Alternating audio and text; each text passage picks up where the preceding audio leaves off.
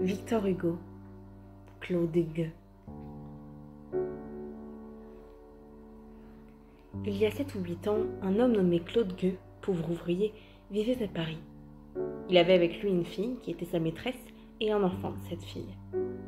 Je dis les choses comme elles sont, laissant le lecteur ramasser les moralités à mesure que les faits les sèment sur leur chemin.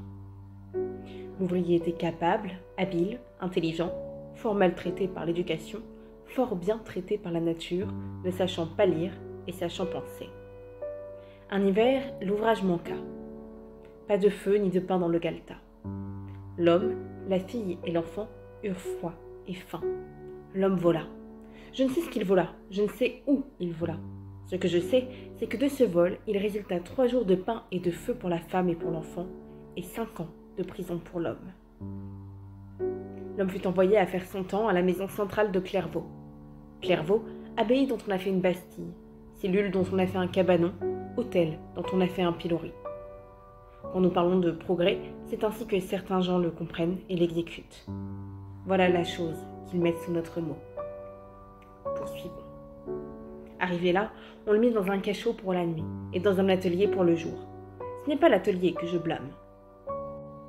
Claude Gueux, honnête ouvrier naguère, voleur désormais, était une figure digne et grave.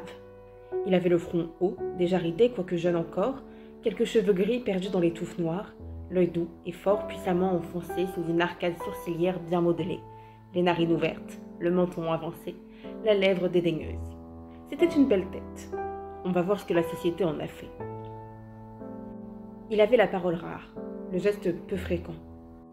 Quelque chose d'impérieux dans toute sa personne et qui se faisait obéir, l'air pensif, sérieux plutôt que souffrant. Il avait pourtant bien souffert. Dans le dépôt où Claude Gueux était enfermé, il y avait un directeur des ateliers, espèce de fonctionnaire propre aux prisons, qui tient tout ensemble du guichetier et du marchand, qui fait en même temps une commande à l'ouvrier et une menace aux prisonniers, qui vous met l'outil aux mains et les fers aux pieds. Celui-là était lui-même une variété dans l'espèce, un homme bref, tyrannique, obéissant à ses idées, toujours à courte bride sur son autorité. D'ailleurs, dans l'occasion, bon compagnon, bon prince, jovial même, et raillant avec grâce, dur plutôt que ferme, ne raisonnant avec personne, pas même avec lui, bon père, bon mari sans doute, ce qui est devoir et non vertu, en amont, pas méchant, mauvais. C'était un de ces hommes qui n'ont rien de vibrant ni d'élastique, qui sont composés de molécules inertes, qui ne résonnent au choc d'aucune idée, au contact d'aucun sentiment, qui ont des colères glacées, des haines mornes, des emportements sans émotion, qui prennent feu sans s'échauffer, dont la capacité de calorique est nulle, et qu'on dirait souvent fait de bois. Ils flambent par un bout et sont froids par l'autre. La ligne principale, la ligne diagonale du caractère de cet homme, c'était la ténacité. Il était fier d'être tenace et se comparait à Napoléon. Ceci n'est qu'une illusion d'optique. Il y a nombre de gens qui en sont dupes et qui, à certaines distances, prennent la ténacité pour de la volonté et une chandelle pour étoile. Quand cet homme, donc, avait une fois ajusté ce qu'il appelait sa volonté à une chose absurde, il allait tête haute et à travers toute broussaille jusqu'au bout de la chose absurde. L'entêtement sans l'intelligence, c'est la sottise soudée au bout de la bêtise et lui servant de rallonge. Cela va loin. En général, quand une catastrophe privée ou publique s'est écroulée sur nous, si nous examinons, d'après les décombres qui en gisent à terre, de quelle façon elle s'est échafaudée, nous trouvons presque toujours qu'elle a été aveuglément construite par un homme médiocre et obstiné, qui avait foi en lui et qui s'admirait. Il y a par le monde beaucoup de cette petite fatalité têtue qui se croit des providences. Voilà donc ce que c'était que le directeur des ateliers de la prison centrale de Clairvaux. Voilà de quoi était fait le briquet avec lequel la société frappait chaque jour sur les prisonniers pour en tirer des étincelles. L'étincelle que de pareils briquets arrachent à de pareils cailloux allume souvent des incendies. Nous avons dit qu'une fois arrivé à Clairvaux, Claude Gueux fut numéroté dans un atelier et rivé à une besogne. Le directeur de l'atelier fit connaissance avec lui, le reconnut bon ouvrier et le traita bien. Il paraît même qu'un jour, étant de bonne humeur et voyant Claude Gueux fort triste, car cet homme pensait toujours à celle qu'il appelait sa femme, il lui conta par manière de jovialité et de passe-temps, et aussi pour le consoler, que cette malheureuse s'était faite fille publique. Claude demanda froidement ce qu'était devenu l'enfant. On le savait. Au bout de quelques mois, Claude s'acclimata à l'air de la prison et parut ne plus songer à rien. Une certaine sérénité sévère, propre à son caractère, avait repris le dessus. Au bout du même espace de temps à peu près, Claude avait acquis un ascendant singulier sur tous ses compagnons. Comme par une sorte de convention tacite, et sans que personne sût pourquoi, pas même lui, tous ces hommes le consultaient, l'écoutaient, l'admiraient et l'imitaient, ce qui est le dernier degré ascendant de l'admiration. Ce n'était pas une médiocre gloire d'être obéi par toutes ces natures désobéissantes. Cet empire lui était venu sans qu'il y songeât. Cela tenait au regard qu'il avait dans les yeux. L'œil de l'homme est une fenêtre par laquelle on voit les pensées qui vont et viennent dans sa tête. Mettez un homme qui contient des idées parmi des hommes qui n'en contiennent pas. Au bout d'un temps donné, et par une loi d'attraction irrésistible, tous les cerveaux ténébreux graviteront humblement et avec adoration autour du cerveau rayonnant. Il y a des hommes qui sont fer et des hommes qui sont aimants. Claude était aimant. En moins de 3 mois, donc, Claude était devenu l'âme, la loi et l'ordre de l'atelier. Toutes ses aiguilles tournaient sur son cadran. Il devait douter lui-même par moments s'il était roi ou prisonnier. C'était une sorte de pape captif avec ses cardinaux. Et par une réaction toute naturelle dont l'effet s'accomplit sur toutes les échelles, aimé des prisonniers, il était détesté des geôliers. Cela est toujours ainsi. La popularité ne va jamais sans la défaveur.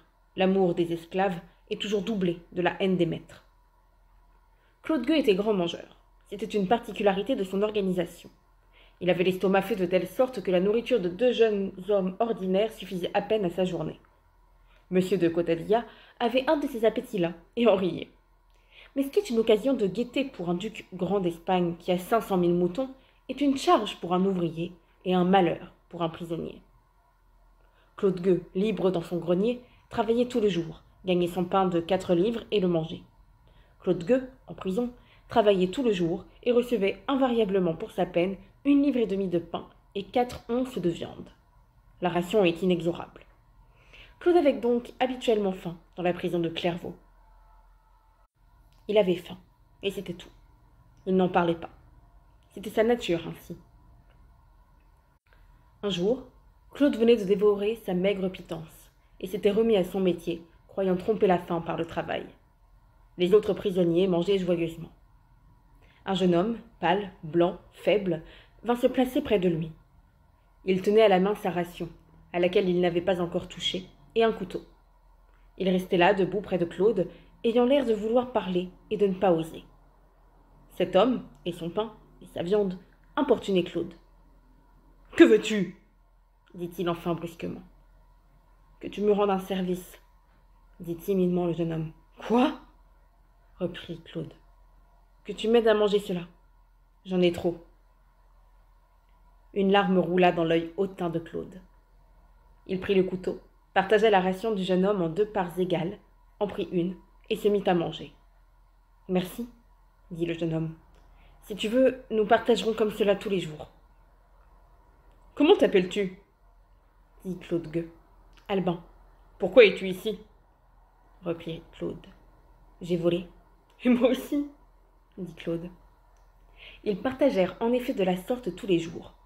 Claude Gueux avait 36 ans, et par moments il en paraissait 50, tant sa pensée habituelle était sévère. Albin avait 20 ans.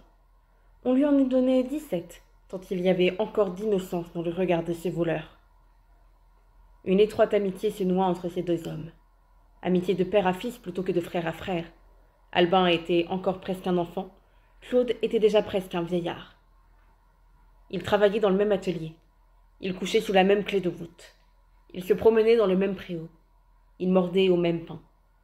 Chacun des 2 amis était l'univers pour l'autre. Il paraît qu'ils étaient heureux. Nous avons déjà parlé du directeur des ateliers. Cet homme, haï des prisonniers, était souvent obligé, pour se faire obéir d'eux, d'avoir recours à Claude Gueux, qui en était aimé. Dans plus d'une occasion, lorsqu'il s'était agi d'empêcher une rébellion ou un tumulte, l'autorité sans titre de Claude Gueux avait prêté main forte à l'autorité officielle du directeur. En effet, pour contenir les prisonniers, 10 paroles de Claude valaient 10 gendarmes. Claude avait maintes fois rendu ses services au directeur.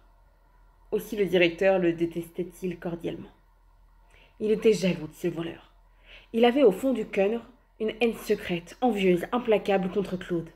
Une haine de souverain de droit à souverain de fait, de pouvoir temporel à pouvoir spirituel. Ces haines-là sont les pires. Claude aimait beaucoup Albin et ne songez pas au directeur.